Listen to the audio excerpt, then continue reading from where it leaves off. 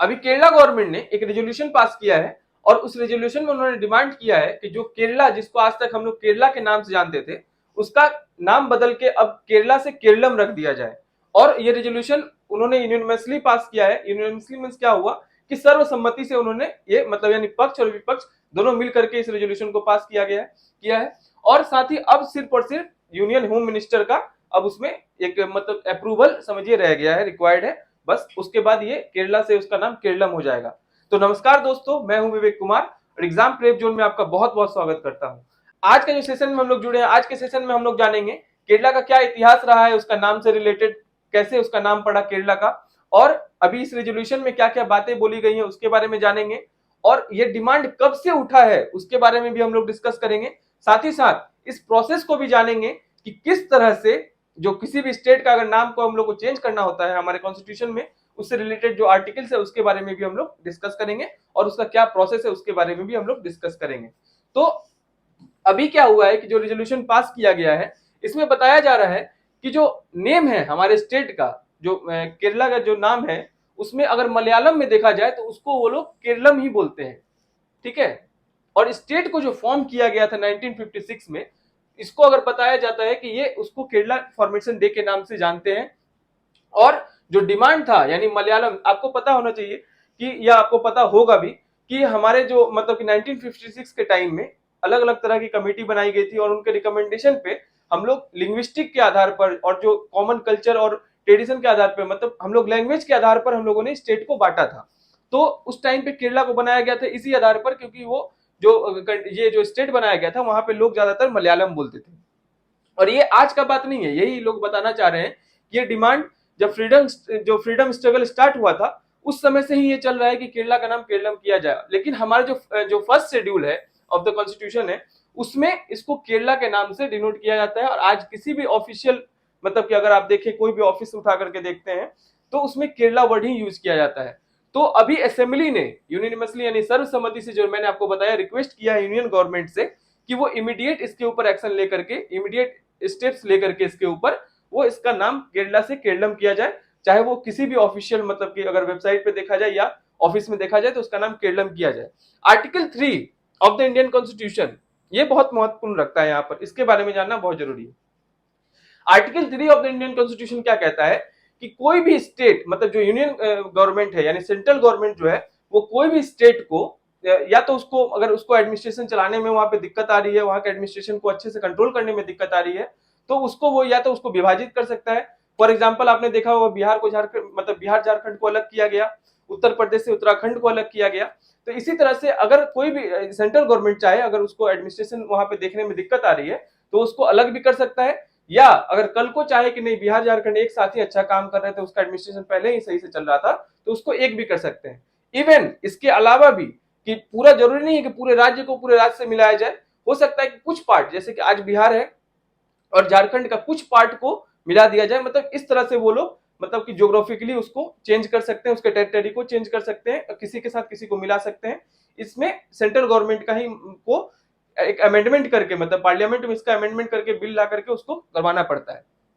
तो ये तो रहा इसका, ये इस तरह से करना पड़ता है। अब अगर इसके ओरिजिन के बारे में हम लोग जाने तो इसके ऊपर बहुत सारे सेवरल थ्योरीज हैं, अलग अलग तरह के थ्योरीज इसमें दिया गया है, बताया गया है।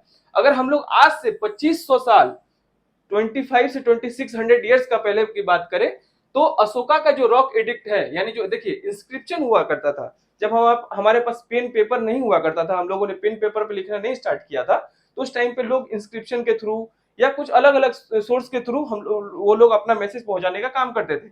इंस्क्रिप्शन क्या हुआ कि किसी भी रॉकी जैसे चीज पे मतलब कि जो पत्थर पे अगर कोई लिखा हुआ चीज होता है उसको हम लोग इंस्क्रिप्शन कहते हैं, ठीक है।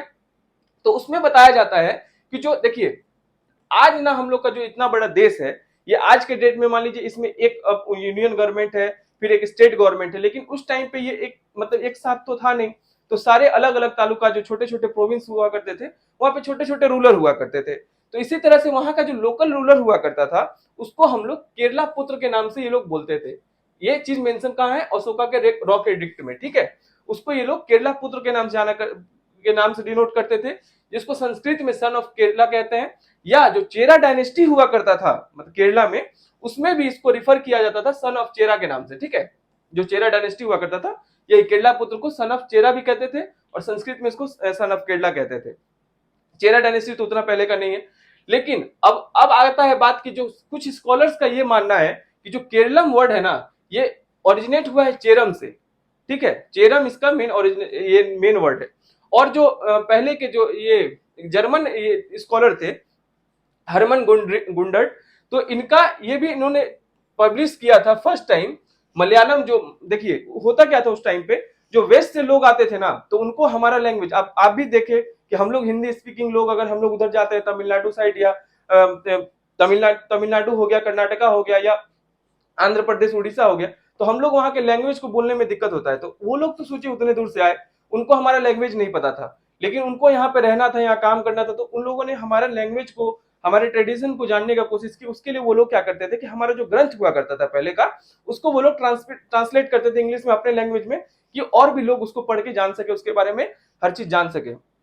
तो उन्होंने जो पहला मलयालम से इंग्लिश डिक्शनरी उन्होंने जो ये किया था, उसमें उन्होंने बताया है कि जो वर्ड केरम है, ये कन्नड़ फॉर्म ऑफ केरम है। देखिए जो केरम है ये कन्नड़ फॉर्म ऑफ चेरम है। और उन्होंने बताया कि ये जो केरलम है ये चेरम को ही डिस्क्राइब करता है। और ये जो चेरम है इसका मतलब क्या हुआ कि जो रीजन बिटवीन, देखिए जो गोकर्णम और कन्याकुमारी के बीच का जो रीजन है, अगर आप इस तरह से समझिए, ये गोकर्णम आज के डेट में कर्नाटका में आता है। ठीक है, यहाँ ऊपर में आज के डेट में ये कर्नाटका में आता है।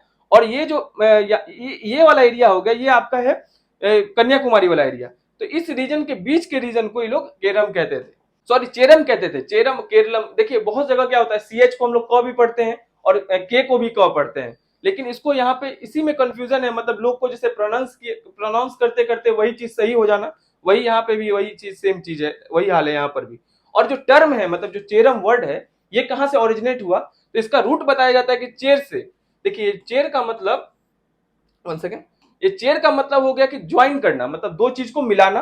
और अलम, जो अलम वर्ड है, इसका मतलब होता है रीजन या लैंड, मतलब चेरम, चेरम मीन्स ज्वाइन, और अलम मीन्स मतलब उसको लैंड को ज्वाइन करना, लैंड और रीजन, तो इसको ज्वाइन करना। यानी चेरम का टोटल जो चेरलम है, इसका मतलब हो गया कि दो, मतलब कि लैंड या रीजन को ज्वाइन करना। और उसी को चेरम बोले, या इसको कोई बोलता है केरलम, ये प्रोनाउंस में आदमी को हो जाता है।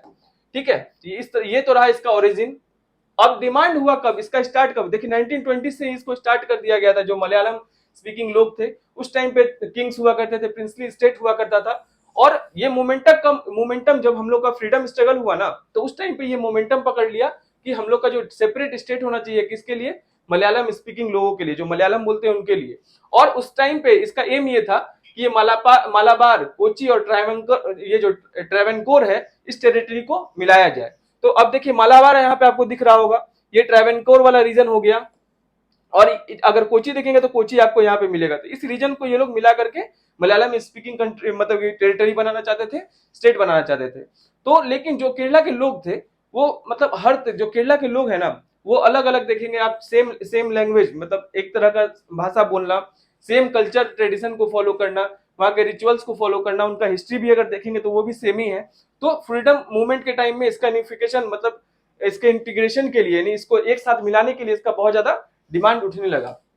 1947 के बाद का अगर हम लोग बात करें, तो जो मर्जर हुआ, जैसा कि मैंने आपको बताया पहले ही कि 1950, मतलब कि जब हमारा देश आजाद हुआ 1947 में, उसके बाद अलग अलग, मतलब लैंग्वेज के आधार पर हम लोगों ने देश को, मतलब कि टेरिटरी को, स्टेट को बांटने का काम किया। और जो फॉर्मेशन था, अगर 1949 में, 47 के बाद अगर 49 का हम लोग बात करें, तो ट्रावेंकोर और कोची वाले रीजन जो मैंने आपको बताया, उसको मिलाकर के उस टाइम पे ट्रावेंकोर कोचीन स्टेट बनाया गया। ठीक है, और जब ये डिसाइड किया गया कि हम लोग लैंग्वेज के आधार पे हम लोग, मतलब जो रीजन है और जो स्टेट है उसको बांटेंगे, तो उस समय, उस टाइम पे अगर आप देखेंगे तो लैंग्वेज, यानी लिंग्विस्टिक बेसिस, लैंग्वेज के आधार पर हम लोगों का जो स्टेट रीऑर्गेनाइजेशन कमीशन था, यूनियन गवर्नमेंट के रिकमेंडेशन पे उन्होंने केरला स्टेट का निर्माण किया। और जो उस समय के जो कमीशन था, किसके अंडर था, सैयद फजल अली के अंडर में। उन्होंने रिकमेंड किया कि इंक्लूड करने के लिए किस किस डिस्ट्रिक्ट को, जो मालाबार डिस्ट्रिक्ट था, और जो तालुका जो है था, ये कसरगोड वाला रीजन था, जो वहां के जो मलयालम स्पीकिंग लोग थे, उनको इंक्लूड करने के लिए उन्होंने बोला।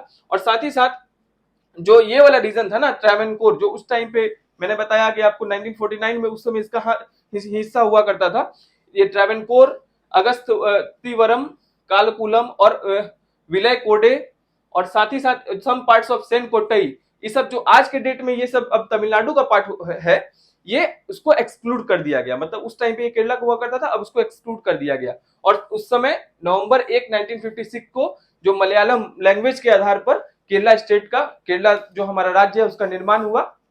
इसी को वो लोग केरला डे के नाम से भी मनाते हैं। अगर हम लोग प्रोसेस के बारे में जाने कि किस प्रोसेस के थ्रू, मतलब कि अगर किसी को अपना स्टेट का नाम चेंज करना है, किसी भी चीफ मिनिस्टर को, तो वो क्या प्रोसेस होता है, तो अगर प्रोसेस के बारे में हम लोग जाने तो जिस तरह से आज के डेट में सिटी का नाम आप बदलते हुए देखते होंगे कि मुगल सराय का दीनदयाल उपाध्याय हो गया और अलीगढ़ का हरिगढ़ हो गया, तो इस तरह का जो न्यूज आता है ये उससे अलग है। कैसे अलग है? अगर किसी को अपना अप्रूवल चाहिए, किसी चीफ मिनिस्टर को अप्रूवल चाहिए कि वो चाहता है कि उसका नाम, स्टेट का नाम अलग हो या नाम चेंज करना चाहता है, तो सबसे पहले तो इसको मिनिस्ट्री ऑफ होम अफेयर्स में भेजना पड़ता है, जो यूनियन गवर्नमेंट का के अंदर आता है। और इसमें एक कॉन्स्टिट्यूशनल अमेंडमेंट करना होता है, तभी जाकर के ये नाम चेंज होता है। अब ये प्रपोजल गया पहले कहां? यूनियन होम मिनिस्ट्री के पास। उनका पहले कंसेंट मिलेगा कि हाँ ठीक है, आगे बढ़ो भैया, तुम लोग भी करो, कोई दिक्कत नहीं है। और उसके बाद फिर इनको एनओसी लेना पड़ता है। किससे किससे लेना पड़ता है? तो मिनिस्ट्री ऑफ रेलवे से लेना पड़ता है, इंटेलिजेंस ब्यूरो से लेना पड़ता है, डिपार्टमेंट ऑफ पोस्ट हो गया, Survey of India, Registrar General of India, इन सब से इनको एनओसी लेना पड़ता है। तब जाकर के फिर ये प्रपोजल एक्सेप्ट किया जाता है। फिर से ये रेजोल्यूशन पार्लियामेंट में, अभी तक तो ये विधानसभा में है ना, अब इसको लोकसभा में लाया जाएगा। फिर लोकसभा में इसको इंट्रोड्यूस करके इस बिल को पहले इंट्रोड्यूस किया जाएगा, फिर इस पे वोटिंग होगा, उसके बाद जाकर के ये लॉ बन जाएगा और इस तरह से ये नाम चेंज हो जाता है। और इसी यही प्रक्रिया से फिर आप देखेंगे कि नाम हम लोग, मतलब किसी भी स्टेट का हम लोग चेंज कर सकते हैं। तो आज का वीडियो बस इतना ही था। अगर वीडियो अच्छा लगा तो प्लीज लाइक, सब्सक्राइब और शेयर कर दीजिएगा और मिलते हैं फिर नेक्स्ट वीडियो में। तब तक के लिए जय हिंद।